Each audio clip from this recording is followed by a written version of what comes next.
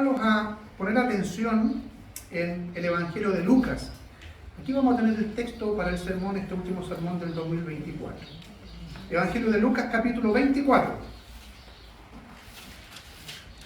Voy a leer los versos 13 hasta el 35.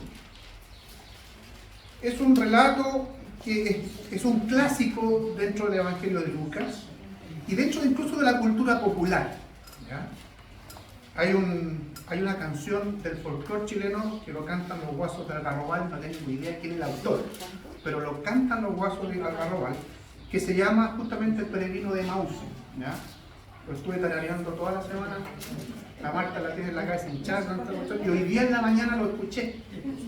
Se los voy a compartir entre paréntesis, yo creo que es muy pedagógico porque si se dan cuenta en la letra y pueden buscar en internet la letra, esa canción, ¿perdón? Que la cante, dice la María Estela. Ah, que no la sé toda exactamente. Pero esa canción del folclore chileno en realidad lo que hace es cantar el relato, ¿ya? Así que se la voy a mandar para que si no la conocen, la escuchen, la aprendan y la canten. No, no es necesario que la canten, ¿ya? Así que miren. Disculpa, el capítulo era 24. Capítulo 24, los versos 13 al 35. Dice así el Señor en su palabra. Ese mismo día, dos de ellos iban de camino a una aldea llamada Emaús, que distaba de Jerusalén 60 estadios. Iban hablando de todo lo que había sucedido, y mientras hablaban y discutían entre sí, Jesús mismo se acercó y los iba acompañando. Pero ellos no lo reconocieron, y es que parecían tener vendados los ojos. Se veían tan tristes que Jesús les preguntó: ¿de qué tanto hablan ustedes? Uno de ellos, que se llamaba Cleofas, le respondió: ¿eres tú el único forastero en Jerusalén que no sabe lo que ha sucedido en estos días? ¿Y qué ha sucedido?, preguntó Jesús. Y ellos le respondieron: lo de Jesús de Nazaret, que ante Dios y ante todo el pueblo era un profeta poderoso en hechos y en palabras. Pero los principales sacerdotes y nuestros gobernantes lo entregaron para que lo condenaran a muerte y lo crucificaron. Nosotros teníamos la esperanza de que Él habría de redimir a Israel. Sin embargo, ya van 3 días que todo esto pasó. Aunque también nos han dejado asombrados algunas mujeres de entre nosotros, que fueron al sepulcro antes de que amaneciera. Como no hallaron el cuerpo, han venido a decirnos que tuvieron una visión en la que unos ángeles le dijeron que Él vive. Algunos de los nuestros fueron al sepulcro y encontraron todo y tal como las mujeres lo dijeron, pero a Él no lo vieron. Entonces Jesús les dijo: ¡ay, insensatos! ¿Cómo es lento su corazón para creer todo lo que los profetas han dicho? ¿Acaso no era necesario que el Cristo padeciera estas cosas antes de entrar en su gloria? Y partiendo de Moisés y siguiendo por todos los profetas, comenzó a explicarles todos los pasajes de la Escritura que hablaban de Él. Cuando llegaron a la aldea donde iban, Jesús hizo como que iba a seguir adelante, pero ellos lo obligaron a quedarse. Le dijeron: quédate con nosotros porque ya es tarde y es casi de noche. Y Jesús entró y se quedó con ellos. Mientras estaba sentado a la mesa con ellos, tomó el pan y lo bendijo, luego lo partió y les dio a ellos. En ese momento se les abrieron los ojos y lo reconocieron, pero Él desapareció de su vista. Y se decían el uno al otro: ¿acaso no ardía nuestro corazón mientras nos hablaba en el camino y nos explicaba las Escrituras? En ese mismo instante se levantaron y volvieron a Jerusalén. Allí encontraron reunidos a los 11 y los que estaban con ellos, los cuales decían: en verdad el Señor ha resucitado y se le ha aparecido a Simón. Los dos, por su parte, les contaron lo que les había sucedido en el camino y cómo lo habían reconocido al partir el pan. Tengamos un breve momento de oración. Señor, gracias por tu palabra y te pedimos, como lo hicimos delante, Señor, escuchando la oración de nuestra hermana María Victoria, que tú, Padre, nos auxilies, nos ayudes con tu Santo Espíritu y que en lo personal pueda exponer tu palabra con fidelidad. Confiamos en eso, Señor, en que tú te reveles a nosotros, en que tú nos hables por medio de tu palabra. Oramos en el nombre de Jesús. Amén. No sé cuántos de ustedes se dieron cuenta que estamos terminando el año así como muy rápido. Dicen que entre más viejo uno se pone, el tiempo pasa más rápido. ¿No es cierto? Yo quiero que pase más lento porque así puedo ser más joven, ¿no es cierto? O menos viejo. Pero creo que en general podemos decir que el año, como se dice regularmente, se pasó volando. ¿ya? Y estamos llegando al fin de este 2024 con altos, con bajos, con alegría y también con algunas penas. Y cuando me encontré hace unos días con este relato y meditaba en él, dije, aquí está el sermón de fin de año. En este texto está el sermón que voy a predicar. Y quiero decirles por qué a medida que vamos avanzando. Pero en general es porque creo ver en este relato, ver en este pasaje, cuestiones que estos caminantes, estos discípulos que estaban allí en el relato y que son identificados, al menos unos, ¿sí?, que se llama Cleofas, me fueron muy familiares. Y es muy probable que si son familiares para mí, un cristiano, ¿no es cierto?, un hijo del Señor, lo sean también para ustedes. Pero además podemos ver aquí en el relato, en la persona de Jesús, inspiradoras actitudes, y también en los discípulos que van caminando a Emaús, que nosotros debiéramos siempre imitar como discípulos también que somos del Señor Jesús. Entonces vamos a poner atención primero en este mensaje a los caminantes, a estos dos discípulos. Vamos a poner atención en la persona de Jesús, sin lugar a duda, que es la intervención que Él tiene con estos discípulos. Y por último vamos a tener una meditación en lo que es evidente también en el relato, en el texto, que es sobre la hospitalidad.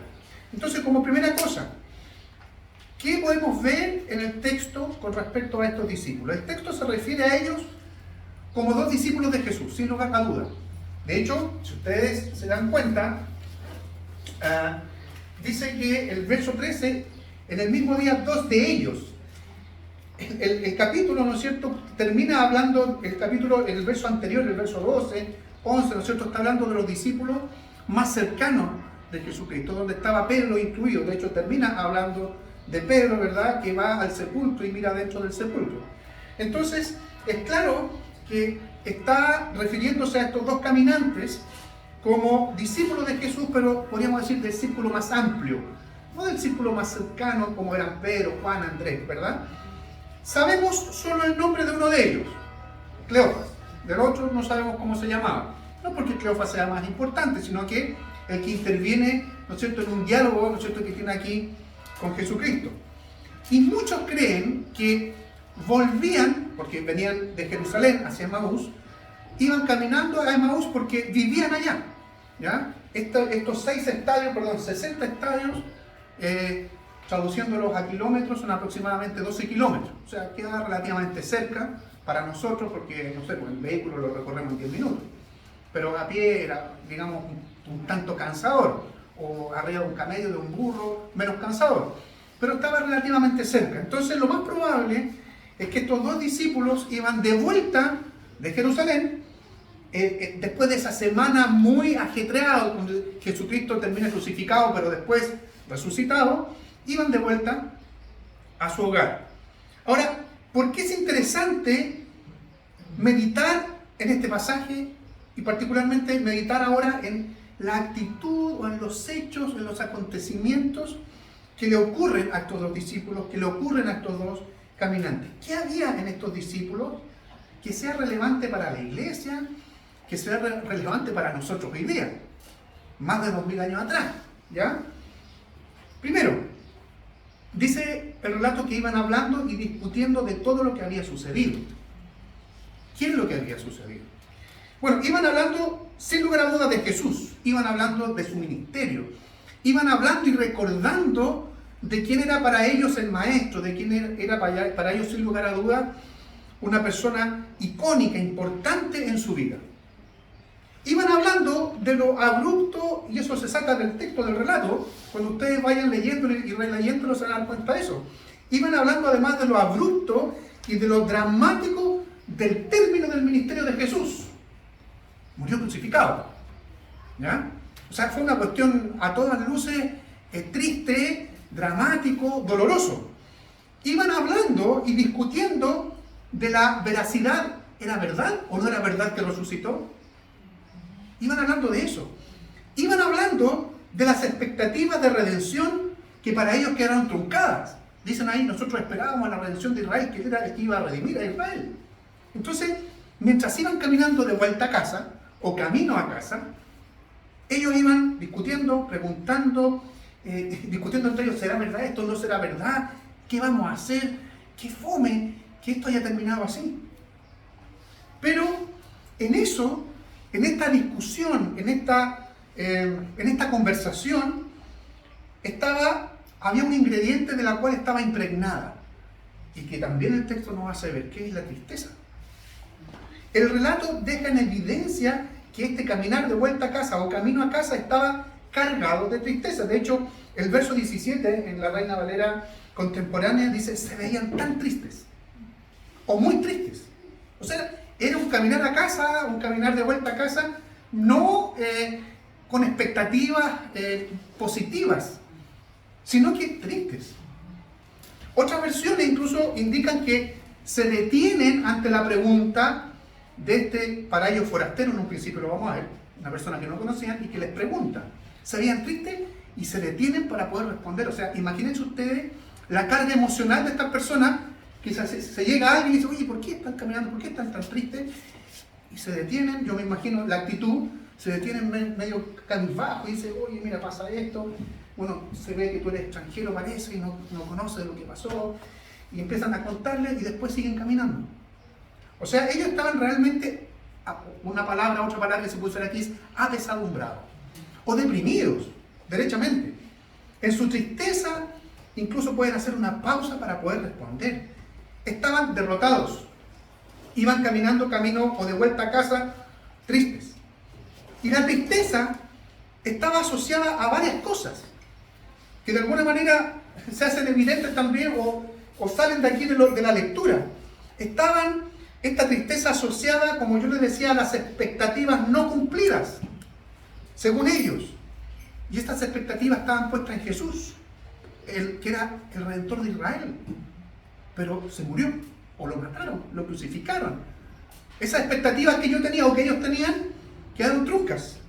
La tristeza también se daba porque todo indicaba que este movimiento, entre comillas, que se había producido en torno a Jesús. Los discípulos que lo seguían también llegaban a su fin. Se murió el líder, mataron al líder. Caput, se acabó. La tristeza también estaba en el hecho de que ellos mismos como discípulos ahora no tenían ningún referente a quien seguir. Insisto, se murió el líder, Jesús había muerto y crucificado de una manera no solamente dramática, sino que vergonzosa. Los que eran crucificados, como ustedes saben probablemente, de esa manera, era una manera que buscaba no solamente infligir dolor al delincuente, al malvado que era crucificado, sino que también que se avergonzara a él mientras estaba muriendo. Su líder había sido quitado de la escena pública. Entonces, es el sentimiento que embargaba el corazón de estos discípulos caminantes. La tristeza estaba también cegando la vista espiritual de estos hombres. Esa tristeza hace que muchas veces las personas, y estos discípulos en particular, se depriman tanto que comienzan a vivir incluso desconociendo al mismo Jesús que se les acercó. El verso 15 dice así: y mientras hablaban y discutían entre sí, Jesús mismo se acercó y los iba acompañando. Y agrega el verso 16, pero ellos no lo reconocieron. Esto es provocado por la tristeza. Pónganme atención acá. No se desvíen. La tristeza estaba provocando esto, ceguera espiritual. Pero ¿qué sucede? Jesús interviene. Jesús interviene en esta tristeza. Jesús interviene en este caminar. El relato nos indica que sin que ellos se den cuenta quién los encuentra en el camino, Jesús se les acerca para acompañarlos en su viaje. No sabemos cuántos kilómetros fueron, no nos dice el texto, apenas salieron de Jerusalén, Jesús les salió al encuentro o los acompañó allí. No, pero probablemente tiene que haber sido un trecho relativamente largo. ¿Ya? Relativamente largo de estos 12 kilómetros. Jesús se les acerca para acompañarlos en este viaje. ¿Y qué es lo que hace? Lo primero que hace, según el relato, es escuchar. Yo me imagino a Jesús acercándose, van caminando ahí, los alcanzo y me pongo a poner oreja. Y empiezan a poner oreja a lo que iban conversando y a lo que iban discutiendo. Se les acerca, dice el texto en esta caminata, acompañando. Y mientras se acercaba, ¿no es cierto? Yo me imagino cada vez más cerca, empezó a escuchar y Jesús comenzó a escuchar lo que ellos estaban conversando. Pero luego Jesús quiere ir más allá y les hace una pregunta. Y esta pregunta, sin lugar a dudas, porque Jesús se las hace para que ellos se desahoguen y para que expresen el porqué de esa evidente tristeza, porque iban tristes. Jesús los escucha primero atentamente, pero después hace una pregunta y vuelve a escuchar. Y toma la palabra aquí Cleofas. Y Cleofas tiene mucho que decir. Y comienza a hablar y comienza a decir el por qué van discutiendo y el porqué de esa conversación, hasta que terminan de hablar. Y es justo allí, cuando terminan de hablar, Jesús escuchando, es cuando Jesús ahora interviene no solamente en la compañía, en este caminar, sino que interviene exhortando y animando. Los anima. Fíjense que el verso 25 al 27, Jesús ocupa la escritura. Dice que entonces Jesús les dijo: ¡ay, insensatos! ¿Cómo es lento su corazón para creer todo lo que los profetas han dicho? ¿Acaso no era necesario que el Cristo padeciera estas cosas antes de entrar en su gloria? Y partiendo de Moisés y siguiendo por todos los profetas, comenzó a explicarle todos los pasajes de la escritura que hablaban de él. Fíjense, la exhortación de Jesús, el ánimo que quiere transmitir Jesús a estos caminantes tristes, desanimados, deprimidos, es con la misma palabra del Señor. Dice que partiendo desde Moisés, o sea, le hizo una clase magistral sobre el Mesías, partiendo desde Moisés, desde el Pentateuco, pasando por los profetas y hablando del Cristo. Y que era necesario que padeciera todo eso, porque ellos estaban deprimidos por todo lo que habían visto, por todo lo que habían vivido, sin recordar la Escritura, sin recordar la palabra del Señor. Entonces son animados y son exhortados con la misma palabra de Dios. Pero además, Cristo termina este acompañar, escuchando, exhortando y animando, teniendo intimidad con ellos. Hasta ese momento, en el relato, antes de tener intimidad que tiene que ver con la comida, Jesús seguía siendo un extraño, un forastero, fíjense. La Escritura dice que al momento de partir el pan, ellos les son abiertos los ojos. Pero todo el caminar, todo el camino, cuando Jesús escucha, cuando Jesús pregunta y vuelve a escuchar la respuesta, la exhortación de Jesús, todo eso era un extraño que iba caminando con ellos. Para ellos era un extraño, era un forastero. Entonces, hasta ese momento, era un extraño. Él con mucha paciencia los había escuchado, incluso había soportado la incredulidad, la falta de fe. Jesucristo estaba soportando o con paciencia escuchando de la confusión de ellos. Sin embargo, finalmente acepta una invitación a quedarse esa noche con ellos. Se hizo tarde en el caminar, esos 12 kilómetros. ¿Ya? Y probablemente en algunas de sus casas, seguro, si iban de vuelta a casa.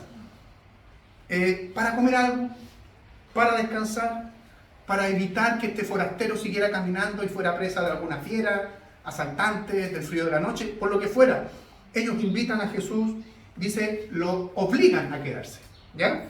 El Señor nunca rechazó las invitaciones. Este era el Cristo resucitado. Ni antes, ¿no es cierto?, antes de morir en la cruz, ni después de morir en la cruz, jamás rechazó invitaciones. Siempre accedió a ellas, incluso invitó también a personas. Pero, como yo les digo también, y les dije delante, es importante ver aquí, a propósito de esta invitación, la hospitalidad. A propósito de esta disposición de Jesús a compartir intimidad, en donde sentado a la mesa, dice que parte el pan, lo bendice y se los da, es ahí cuando son abiertos los ojos, y seguramente ellos descubrieron allí, mira, aquí está Jesús, pero desapareció inmediatamente después de esto, desaparece.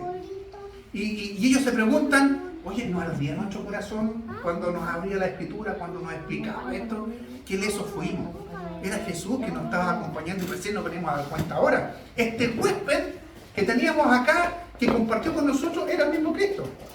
Entonces, es importante poner atención en esto, porque el texto nos está hablando de la hospitalidad y de la disposición de estos discípulos a ofrecer hospitalidad, en este caso a un extraño. Se dieron cuenta después, al último, que era Jesús. Aún no se abrían sus ojos para reconocer a Jesús. Ellos recibieron en su casa, obligaron a quedarse en su casa a un extraño. Entonces, ¿qué es lo que aprendemos de esto? ¿Qué es lo que se hace evidente en el texto? Los extraños son bienvenidos. En esta parte del relato podemos entender cómo estos dos discípulos fueron influenciados por Jesús en su ministerio al invitar a un extraño a su hogar. Insisto, aún él era un extraño cuando dijeron, lo obligaron, como dice el texto, a quedarse. Ellos fueron insistentes. Pudo haber sido, como yo les decía, por distintas circunstancias que lo obligaron a quedarse. Por el frío, por los peligros de la noche, por los asaltantes, por algún animal, ¿no es cierto?, que podía atacarlo, etc. El asunto es que la invitación, esta obligación, ¿no es cierto?, buscaba de manera intencional el cuidado, hasta aquí, de una persona extraña. Cuidar a una persona extraña obligándolo a quedarse en su casa. El extraño y forastero, curiosamente para ellos, era el que extrañaban. Ellos venían caminando de vuelta a casa extrañando a Cristo, extrañando a quien era su maestro, extrañando a aquel que había sido su líder. Como vimos anteriormente, una de las cuestiones principales que aquejaban a estos dos hombres era que Jesús, su maestro, había muerto ejecutado por las autoridades civiles, pero propiciado por las autoridades religiosas de Jerusalén. Ellos estaban viviendo una profunda incertidumbre, falta de fe en las palabras de Jesús y en las palabras de la misma Escritura, como se los dejó ver este forastero cuando los exhorta. Ellos necesitaban de manera urgente, en ese momento de su vida, certezas que les permitieran tener tranquilidad, que les permitieran tener ánimo, que les permitieran tener confianza. De alguna manera Jesús ya lo había hecho hace unos momentos atrás a través de la palabra. Pero no hay mejor consuelo para ellos que la misma persona de Jesús. Y se dieron cuenta que estaban siendo consolados cuando Jesús parte el pan. Dicieron, era Jesús. Por eso ardía nuestro corazón. Y es justamente, fíjense, esta decisión de hospedar a este extraño donde ellos encuentran el mayor consuelo. Pero también podemos decir, y está evidente allí en el texto, que la hospitalidad resulta en bendición. Sí, ser hospitalarios, en el peor de los casos, traerá bendición al que recibe la hospitalidad. ¿No es cierto? En el peor de los casos. Y en el mejor, a ambos. Al que recibe la hospitalidad y al que la otorga. En el caso del relato de Jesús, Jesús fue el acogido, Jesús fue bendecido. Y fundamentalmente, aquellos que eran sus discípulos fueron enormemente bendecidos al darse cuenta que el que habían hospedado era el mismísimo Jesús ya resucitado. Ustedes pueden estar pensando, yo creo que hasta ahora, ¿qué tiene que ver esto con el fin de año? Si yo le dije, este es el mensaje, aquí está el mensaje para fin de año, ¿verdad? ¿Dónde está? En las aplicaciones que vamos a hacer ahora. Hermanos, ¿hacia dónde caminamos? No les di el título del mensaje. Se lo voy a dar ahora. Para que por ahí una señorita después nos mande preguntando cuál es el mensaje que vamos a subir ahí a YouTube. Nuestro camino a Emaús. Tu camino a Emaús. Hermanos, ¿dónde caminamos? ¿O hacia dónde estamos caminando? Y aquí viene lo que usted puede asociar a su caminar en este año y probablemente al caminar de toda la vida. ¿Hacia dónde caminamos? Estamos terminando otro año más y es importante que reflexionemos hacia dónde o en qué dirección caminamos. Y aquí hay solo dos alternativas. No hay más. La primera es que no sabes a dónde. Y es probable que hasta el día de hoy no sepas hacia dónde vas. No sepas cuál es el camino. No sepas para... No tengo, como dicen, no tengo idea para dónde va la micro. ¿Han escuchado ese que usamos muchas veces? Puede que sea tu realidad hoy día. Y si estás en esa posición de no saber hacia dónde vas, el Evangelio de Jesús o Jesús mismo se está acercando a ti en tu caminar para dar sentido a tu vida y dejar de vagar sin rumbo. Dejar de caminar sin saber para dónde vas. Es muy probable que también te encuentres con temor en este caminar. Temor a distintas cosas. Así como iban caminando estos caminantes de Emaús con muchos temores. ¿Ya? Y con frustración. Frustración por distintas cosas también. Por distintas circunstancias que has vivido. Sin embargo, Jesús está dispuesto primero a acompañarte y a escuchar lo que tengas que decir para después mostrarte la única alternativa que existe de un camino seguro, que es el camino del Evangelio. El camino angosto que lleva a la vida eterna. Así que si tu situación hoy día es esta, de no saber para dónde vas, de no saber cuál es el camino, Cristo no solo te está diciendo que Él te está acompañando, sino que está dispuesto a mostrarte el camino. ¿Se acuerdan que Cristo dijo de sí mismo, yo soy el camino? ¿Sí? Bueno, si no sabes para dónde vas, Cristo hoy día te sale al encuentro y dice, yo soy el camino, sígueme. ¿Para qué? Para que primero tengas certeza, si no dudas. Entre otras cosas, certeza de hacia dónde vas caminando. El camino por el que vas, sin saberlo, si no sabes, sin saberlo, conduce a la perdición. Debes arrepentirte. Y ese arrepentirse, como se lo he enseñado tantas veces, tiene que ver con dar la vuelta en sentido contrario. Si vas para allá, Cristo te dice, yo soy el camino, y te das vuelta en sentido totalmente contrario. Te arrepientes para seguir a Jesucristo ahora. No sirve tu camino. No sirve tu manera de ver y de vivir la vida. Debe ser como yo te la muestro, dice Jesús. Solo así conocerás verdaderamente hacia dónde vas. Entonces esa es la primera opción. Que no sabes para dónde caminar, pero Jesucristo te sale al encuentro, te acompaña y dice, este es el camino, yo soy el camino. Y la otra alternativa es que sí sepas hacia dónde vas. Así como los caminantes de Emaús iban de vuelta a casa, si eres un hijo redimido del Señor, sabes que vas camino a casa, sabes que vas camino a la casa del Padre. Jesucristo les dijo a sus discípulos, en mi casa hay muchas moradas y yo voy para prepararle morada a ustedes. Y quizás muchos de los que están aquí saben que van camino a la casa del Padre. Sabes que vas caminando por el camino estrecho y que lleva a la vida eterna. Sin embargo, en ese caminar te has visto frustrado. En ese caminar te has visto fracasado. O en ese caminar estás incluso cansado. Falto de visión de las cosas hermosas que puedes disfrutar en este camino y de las que te esperan cuando el Señor regrese. Puedes ser incluso un muy buen cristiano, que ama a su Señor, pero que estás desgastado por la lucha diaria contra las acechanzas del maligno. Estás cansado y desgastado por la lucha diaria con tus propias inclinaciones al pecado.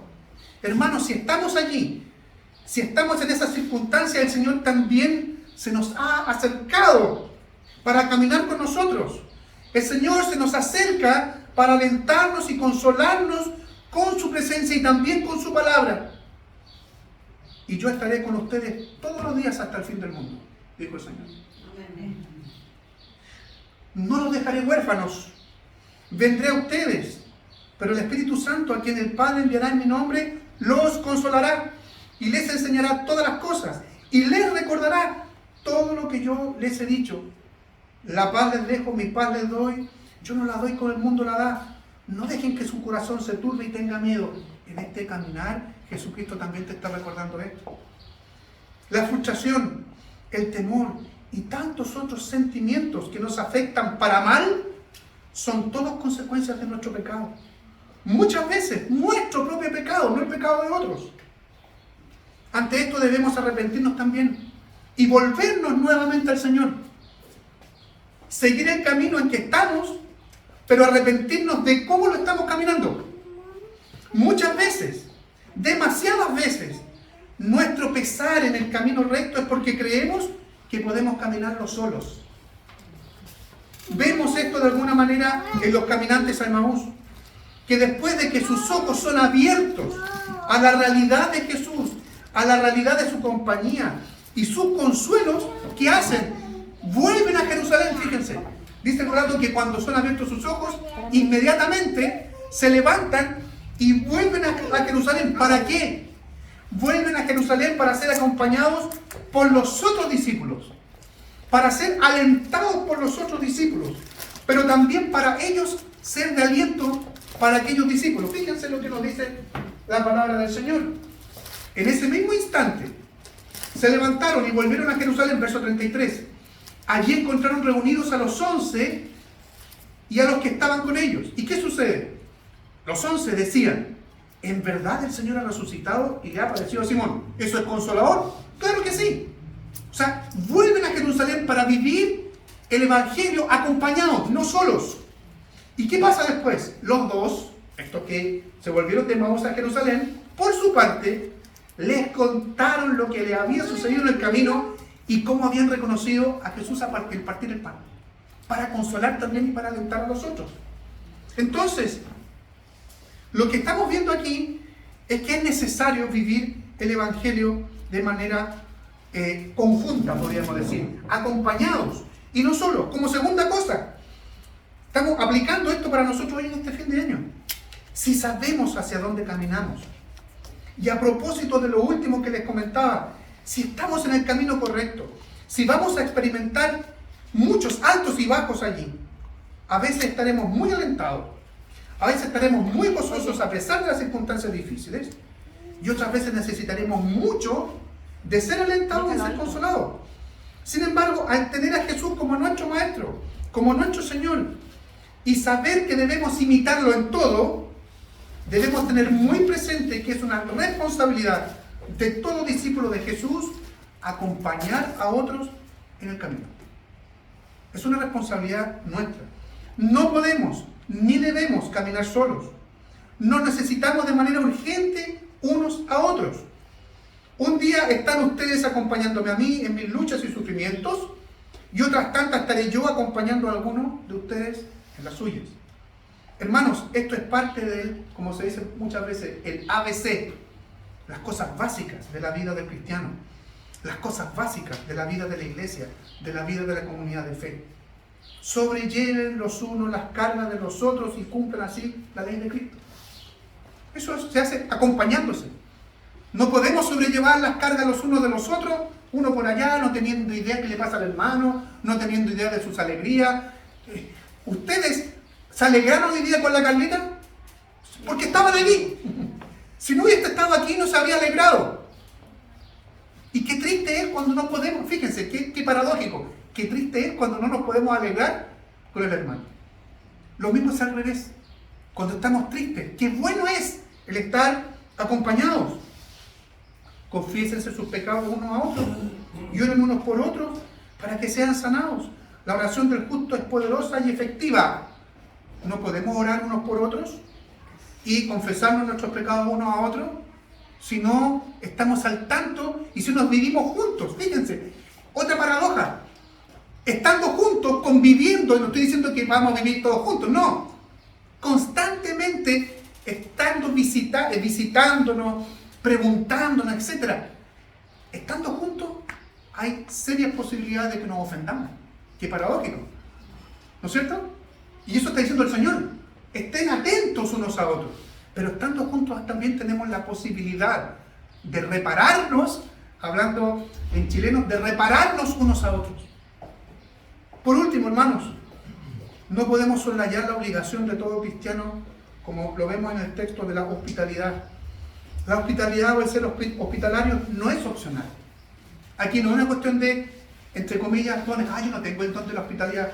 En la Biblia no se habla del don de la hospitalidad. Pero pastor, en ninguna parte dice que tenemos así directamente que ser hospitalarios. Sí, en varias partes. No lo voy a decir ahora, pero en varias partes. En la hospitalidad vemos en Cristo primero el ejemplo. Cristo así lo enseñó con su propio ejemplo. En la hospitalidad, hermanos, ¿se es anfitrión o se es invitado? Así se practica la hospitalidad y así vivimos la hospitalidad, de esas dos maneras. O se es anfitrión o se es invitado. Y tenemos que estar dispuestos a las dos. Seguro aquí más de alguno va a decir, no, yo quiero ser siempre invitado. Y alguno va a decir, porque no quiero ser anfitrión. Bueno, se vive la hospitalidad de las dos maneras. En el relato de hoy se nos muestra cómo la hospitalidad fue muy bien aprendida por estos dos discípulos que van de vuelta a la casa, a Emaús. Fueron hospitalarios con un extraño. Para ellos Jesucristo era un extraño, aún no cachaban, como se dice, que era Jesús. Ellos fueron hospitalarios con un extraño, con un forastero, sin saber que era el mismísimo Jesús. Y aquí, hermanos, se cumple la palabra del Señor de alguna manera que Jesús predicara en algún momento.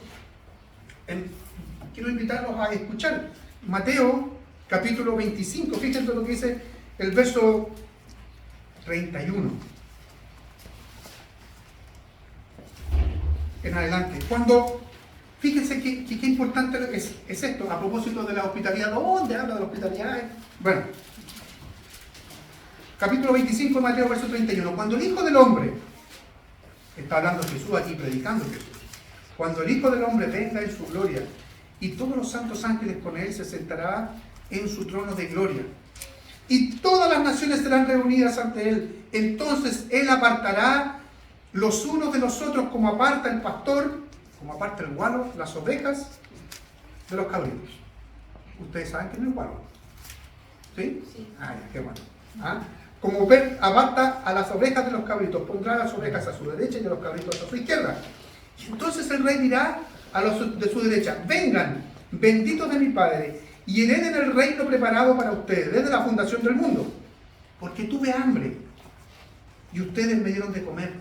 Tuve sed y ustedes me dieron de beber. Fui forastero y me recibieron. Estuve desnudo y me cubrieron.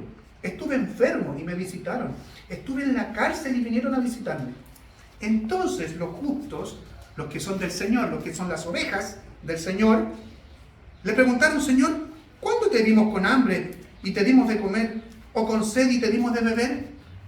¿Y cuándo te vimos forastero y te recibimos, o desnudo y te cubrimos? ¿Cuándo te vimos enfermo en la cárcel y te visitamos? Y el rey le responderá: de cierto les digo que todo lo que hicieron por uno de mis hermanos más pequeños, por los débiles, por los pobres, a mí me lo hicieron. A mí me lo hicieron. Entonces le dirá también a los de la izquierda: apártense de mí, malditos, vayan al fuego eterno, preparado para el diablo y sus ángeles, porque tuve hambre y no me dieron de comer, tuve sed y no me dieron de beber, etc. Y sigue igual. Y preguntan estos que están siendo condenados: ¿cuándo te vimos con hambre o con sed o forastero, desnudo, enfermo en la cárcel y no te servimos? Y él responderá: de cierto les digo que todo lo que no hicieron por uno de mis más pequeños, de estos más pequeños, tampoco conmigo lo hicieron. Estos caminantes de Emaús obligaron a un forastero a que se quedara con ellos. O también Hebreos 13:2: no se olviden de practicar la hospitalidad, pues gracias a ella algunos sin saberlo hospedaron ángeles. Sin saberlo, estos caminantes de Emaús no hospedaron ángeles, hospedaron al mismísimo Señor. Nosotros no podemos entonces vivir de otra manera. En el mejor de los casos, somos hospitalarios con personas conocidas o con quienes al menos ubicamos.